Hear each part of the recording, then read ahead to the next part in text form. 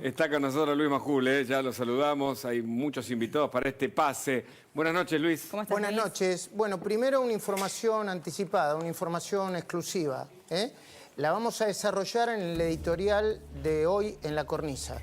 Pero la información es que el viernes a la noche cenaron y estuvieron por lo menos 3 horas juntos el presidente electo Javier Milei y el ex presidente Mauricio Macri.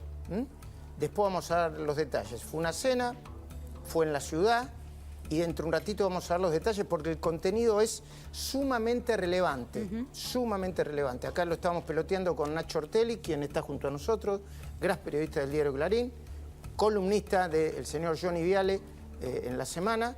Está María Castiglione también para hablar de economía, de la herencia que va a recibir Javier Milei, que según en esa cena charlaron con Macri, Macri la considera 3 veces peor, que la que recibió él.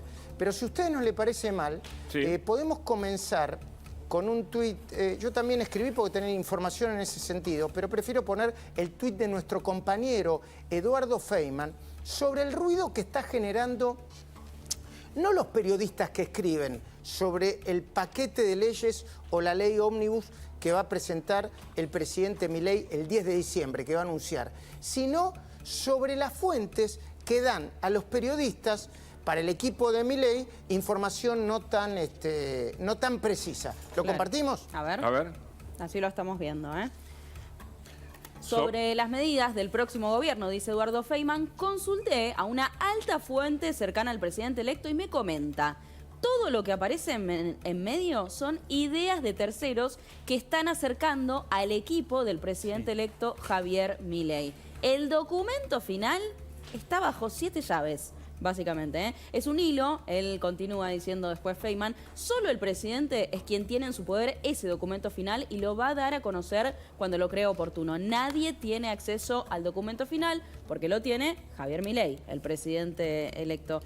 Lo saludamos nuevamente a Nacho Ortelli. Hola Nacho, ¿cómo estás? Buenas noches. ¿Cómo estás, Hugo? ¿Cómo estás, Agustín? Bueno. Bienvenido. ¿Esa misma información manejas vos? Sí, exactamente. De hecho, sabes que consulté a alguien muy cercano al presidente electo, Javier Milei, respecto a, por ejemplo, una de las alternativas que se está manejando, que es la derogación de las PASO, un aspecto fundamental y requerido por un sector de la política, y me decían: Javier no está todavía analizando eso. Es decir, lo puede estar analizando parte del equipo de Javier Milei en función de los pedidos del peronismo, de algunos gobernadores y de algunos pícaros del kirchnerismo que quieren condicionar la aprobación de esa ley ómnibus a la aprobación de una ley que querían derogar el año pasado. ¿Para qué? Para dividir a la oposición, pero todavía Milei no tomó una decisión al respecto. Sí es un tema de la baja del gasto público que él está insistiendo, pero todavía sobre eso no está enfocado. Es decir, falta una semana, hay que darle tiempo y, como ustedes bien decían, todo está abierto, pero todo bajo 7 llaves. Claro.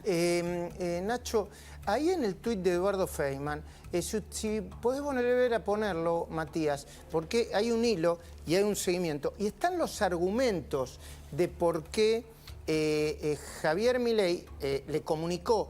Sobre todo, yo te diría que esta es su comunicación más que para los periodistas que para su equipo, ¿no? Claro. A ver, seguí con el hilo. Sobre las medidas del próximo gobierno, consulté una alta fuente. Fíjate, solo el presidente es quien tiene en su poder el documento final y lo va a dar a conocer cuando lo cree oportuno. Nadie tiene acceso al documento final porque lo tiene el presidente. Y agrega, en casos de los nombramientos, igual que en el caso de los nombramientos, diría yo, este es un momento en que hay intereses en juego y terceros se acercan al presidente, postulan agendas y nombres que no lo son. Me parece, Nacho, que este es un mensaje también para los lobbies que quieren meter ministro, secretario de Estado, directores, que se quieren meter en el cronograma. Por ejemplo, en este mismo instante hay una pelea de lobbies, yo te diría, Nacho, vos la conocés, furiosa, yo la anticipé la semana pasada, para quedarse con el Ministerio de Salud. Y planteó por qué. Y por qué la ministra de Capital Humano, Sandra Petovelo, le dijo a Milei: yo no quiero el Ministerio de Salud en estas condiciones por 2 razones. Una, porque la salud en la República Argentina está rota. Total. No es una secretaría que se puede arreglar con un poco de virtuosismo. Está rota. No. La salud pública y la salud privada. Y la otra, porque la pelea entre los lobbies nos va a desgastar a nosotros y yo prefiero que la salud o el Ministerio de Salud esté íntimamente ligado al control político que pueda tener incluso el presidente, ¿no, Nacho? De hecho, Luis, efectivamente la ministra Sandra Petovelo recibió fuertes ataques siquiera antes de asumir, es decir, empezó a recibir golpes sin haber generado ningún movimiento ni ningún ruido, y eso obviamente esa charla está, Petovelo es de extrema confianza de Javier Milei, pero no está acostumbrada tal vez a las presiones y a los ataques de grupos tan importantes, ¿no? Grupos de lobby tan importantes. El tema salud no está zanjado y hay varios casilleros en los que hay fuerte presión y que todavía hay muchas dudas, y ahí donde hay dudas aparecen algunos, meten la cola, ponen algunos nombres en agenda. Milei tampoco reacciona rápidamente. Esto se va a tener que acostumbrar el presidente electo a tener una persona, puede ser Manuel Adorni o alguien que efectivamente salga al cruce de estas informaciones X porque no alcanza, crecen. ¿no? O Twitter no alcanza para responder a todas bueno, estas... yo diría, ¿sabés lo que pasa con nosotros, Ignacio? Yo soy el primero, sí, Nosotros tenemos estamos analizando de una manera clásica un sistema de decisiones que no es muy ortodoxo. Es verdad, ¿viste? es cierto. Es heterodoxo. Por ejemplo, alrededor de Milei están todos nerviosos para ver quién es uno, quién es otro. Claro. Y yo lo he visto al presidente electo diciendo, bueno, esto, tranquilo. Por ejemplo, le están proponiendo a Milei un ministro de Salud y Milei dijo que va a escuchar esa propuesta. Y también les dijo a quien necesitan escucharlo, no se crean que porque me traen esta propuesta yo la voy a aceptar, ¿eh? Claro. Yo lo que voy a proponer, uno se puede equivocar cuando designa, ¿no? Pero primero, idoneidad. Y si cualquiera de esos nombres está ligado a un vínculo, bueno, no sé cómo decirlo, en alguna banda, viste que hay bandas, ¿no? De intereses, bandas, lobby. Yo tengo la manera de detectarlo y me voy a encargar de decirle que no, de apartarlo. Y por otra parte, corregime vos, Nacho, que tenés tanta experiencia como yo. Cada vez que empieza un gobierno nuevo, alrededor de ese gobierno hay un montón de gente que se quiere meter en la secretaría, en la dirección, en la aduana, es una especie de desfile, ¿no? De hecho, de locura. Luis, hubo un lobby muy fuerte en las últimas horas para imponerle a Milei que mantenga a Guillermo Michel en la aduana. Un lobby muy fuerte, muy intenso, con propaganda periodística incluso, con minutos de aire, instalando esa idea, instalando un supuesto pedido de un sector de la Libertad Avanza para que Michel siga ahí.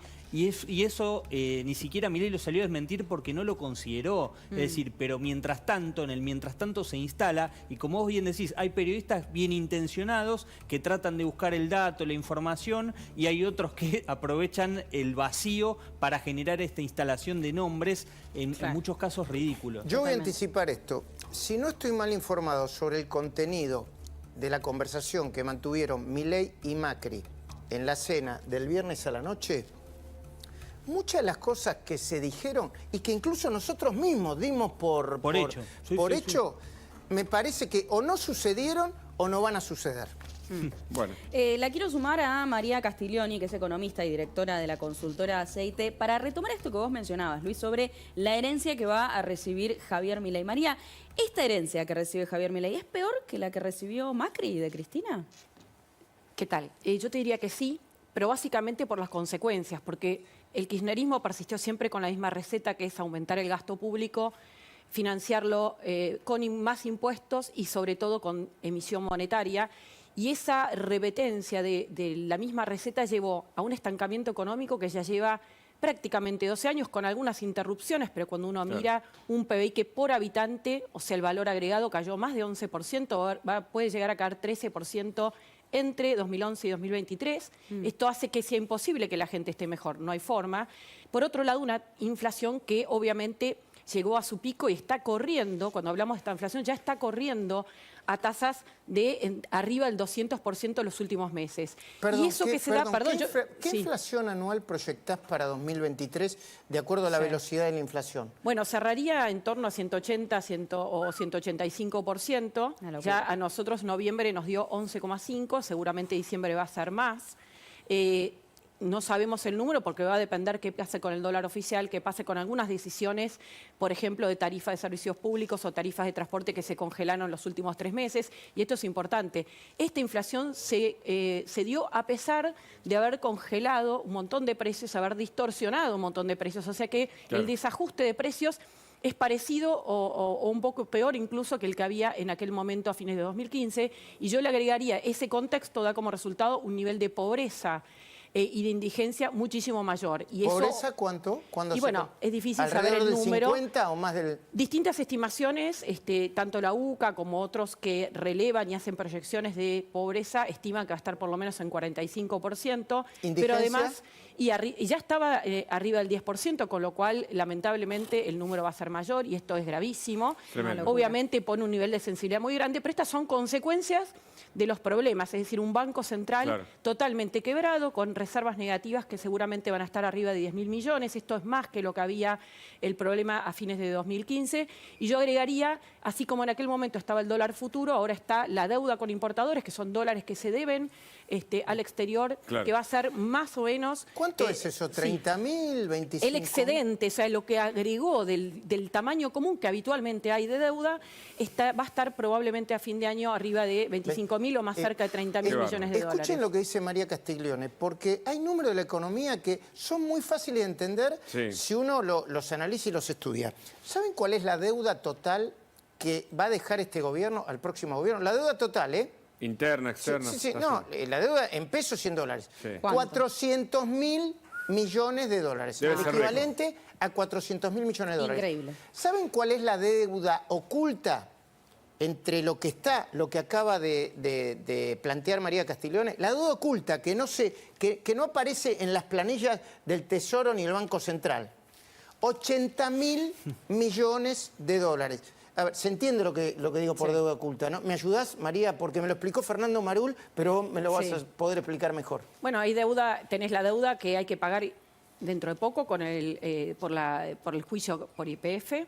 18.000 millones de dólares, 16.000, bueno, 16.000 millones una de locura. dólares. Vamos a ver qué pasa con este juicio, pero es algo que en algún momento va a haber que pagar.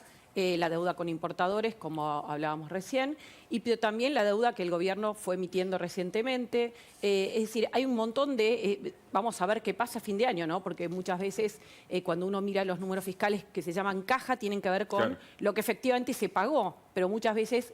Y en general, cuando hay cambio de gobierno, hay parte de esa deuda que está documentada, devengada, pero no está pagada, ¿no? Y hay que hacerse cargo al principio. Perdón, Hugo, que te interrumpa. Sí. Yo sé que vas a presentar algo, pero Sí. me parece... No me quiero olvidar de esto. En la conversación que después le voy a adelantar entre Milei y Macri, hubo un elemento que plantearon. Yo lo quiero decir claramente, porque esto se puede sumar y restar. El ministro de Economía, Sergio Massa, se gastó 10.000 millones de dólares en su campaña como candidato. 10.000 millones de dólares. Hay una discusión sobre si las decisiones que tomó son efectivamente decisiones de medidas económicas, por lo tanto no son judiciables, o si eso hay que pasarlo por un rastrillo y por una lupa para ver si algunas de esas decisiones no son judiciables y violatorias de la ley. ¿Cuál es tu mirada, María, sobre eso?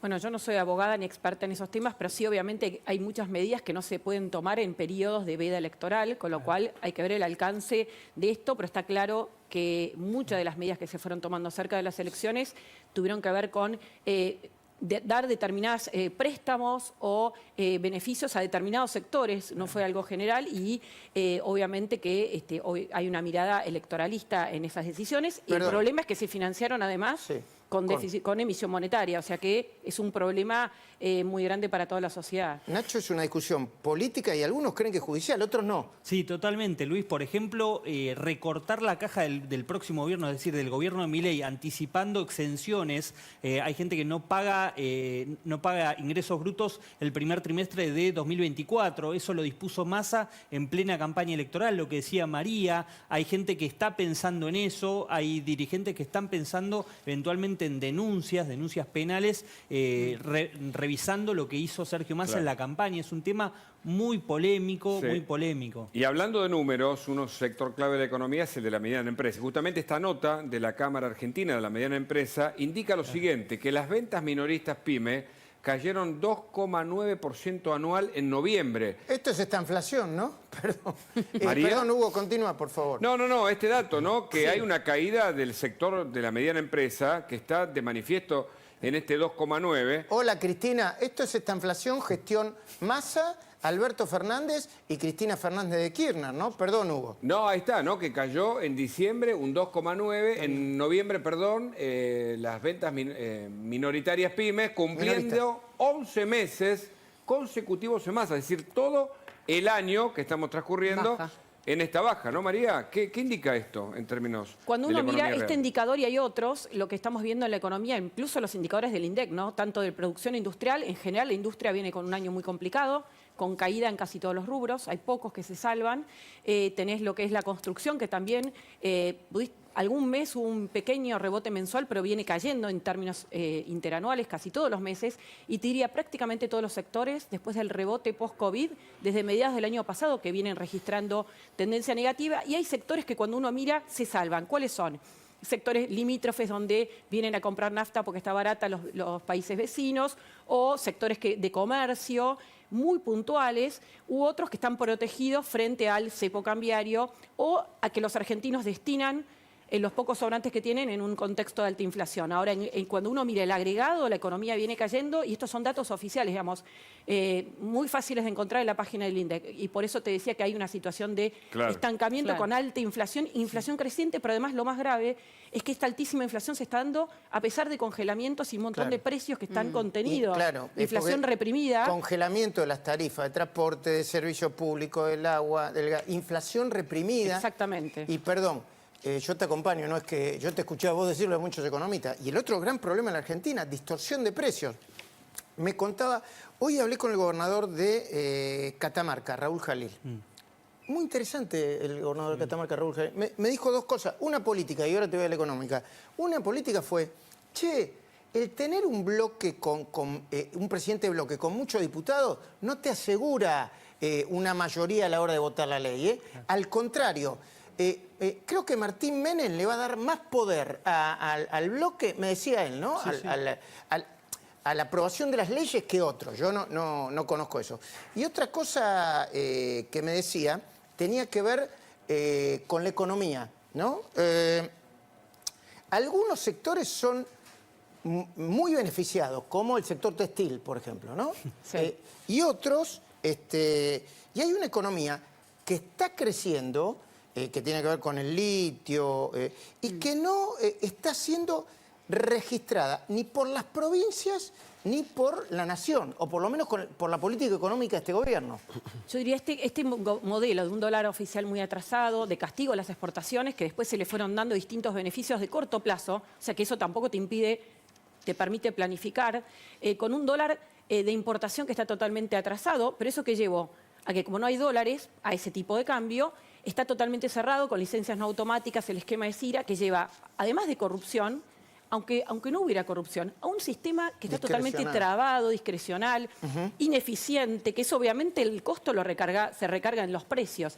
Y toda esta distorsión con la brecha cambiaria que lleva a que un montón de inversiones que podrían llegar a Argentina para estos sectores estratégicos y muchos otros, no están llegando. Cuando uno mira la evolución relativa de la industria del litio en Argentina versus, por ejemplo, Chile u otros países, es infinitamente peor. Y eso se da en casi todos los rubros de la economía. O sea, Argentina tiene enormes problemas de cortísimo plazo, pero también una enorme oportunidad. Hay que resolver, que no es nada fácil, toda esta transición hacia un país que Milei plantea, que es una economía más destrabada, más abierta al mundo, con incentivos para el sector privado, que se le tiene que sacar esta cantidad de trabas que hay encima. Muy bien. Le damos la bienvenida a Luis Gasulla y después presentás lo que tenías que presentar, Hola, Luis. Agustina. Hola, Luis Gasulla. Hola, Luis. Buenas noches, Enseguida Hugo, vamos a Luis, estar con Agustina. tu informe. Prepárense, porque hablando de empresas públicas, prepárense, televisión pública, lo que tiene el señor Luis Gasulla. Dale, Agustina, perdón. Les decía que en este contexto económico que muy bien describe María, hay otro contexto y problema clave, que es la calle, ¿eh? Algo que en diciembre seguramente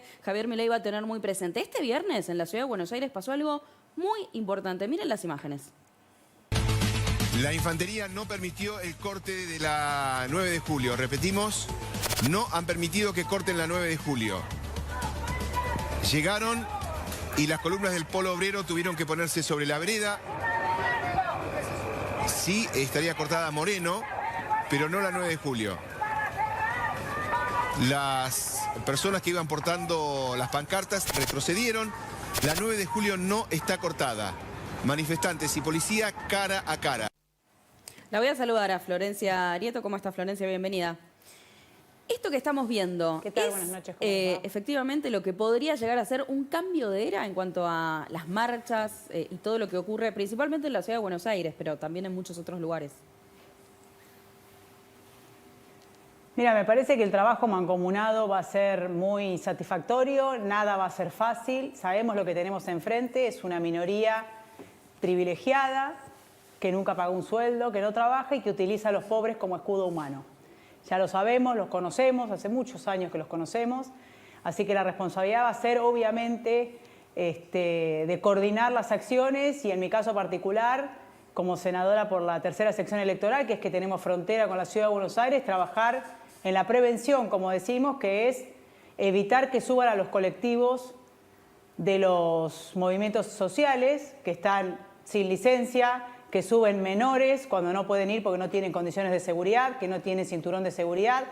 Todos los vecinos del conurbano sur saben a dónde suben, en qué momento, a dónde se reúnen, así que solo hay que poner eso a disposición de la justicia para que actúe de oficio y así evitar llegar, quizás, que llegue la multitud a la Ciudad de Buenos Aires. Eso entiendo que es Evitar la idea. que lleguen es... Sí. La idea que tiene, por ejemplo, Sí, Wolf perdón. y Patricia Bullrich, que estuvieron reunidos a propósito de esto, es decir, desarticular a estas organizaciones en su punto de origen. Además, porque llegan con micros que muchos no cumplen con ninguna BTV, digo, como elemento, Eso. ¿no? Y de esa manera Pero evitar... aparte, Hugo, te puedo dar todo lo... Perdón, sí, hay como un delay, perdón. No, pero era eso. Tenemos... Sí, era la información. La información está a la vista. No hay más que hablar con los vecinos de La Matanza, de Lomas de Zamora, de Moreno, de 3 de Febrero, de Avellaneda, para saber a dónde están los colectivos de las organizaciones sociales, esperándolos, a dónde los hacen juntar.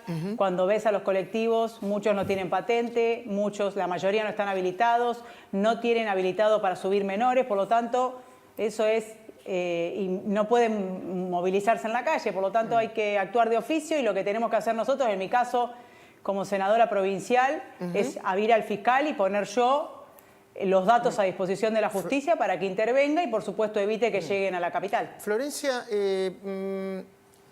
tengo entendido que Milei habló con Patricia Bullrich, con Jorge Macri, no sé si llegó a hablar con Waldo Wolf y con Diego Kravetz, pero que ya están empezando a coordinar acciones conjuntas para tratar de evitar lo que dicen puede ser una especie de prueba de fuego el 20 y el 21 de diciembre, cuando se cumplan, creo que 20 años, ¿no? De los asesinatos de Costecchi y Santillán. Y Milei está repitiendo la idea de que va a ser todo dentro de la ley, pero que no le van a dejar cortar las calles. ¿Qué sabes del tema? ¿Es la prueba de fuego esa, no? Bueno, seguramente, y es muy interesante que estén coordinando las acciones. Ahí hay una situación que es que la provincia de Buenos Aires está en manos del kirchnerismo y de los movimientos sociales, que no le importa ni la democracia, ni la república, ni la seguridad, ni nada de los vecinos, solamente sostener su poder. Y sabemos nosotros, en mi caso particular, como senadora representante del conurbano sur, de aquellos vecinos que están sometidos hace 40 años a la pobreza y a la denigración, liberarlos, acompañarlos, representarlos y poner a disposición de esta mesa de coordinación toda la información respecto de los movimientos sociales, a dónde se suben, para que no lleguen a la capital y no tengamos que sufrir el desgaste que están buscando de utilizar a los pobres como escudo humano para que haya algún herido y empiecen con la desestabilización. Los conocemos mucho. Quiero invitarlos a todos a que veamos este informe que Luis Gasulla va a presentar, que es revelador. Luis. Bueno, mucho se habla de lo que está pasando en estos últimos días antes de la asunción de Javier Milei con los concursos y el pase a planta permanente de empleados transitorios. Sí. Acá vas a ver... Perdón, hay que decirlo. A nivel nacional, a nivel provincial y a nivel municipal hay miles de empleados que los están metiendo por la ventana.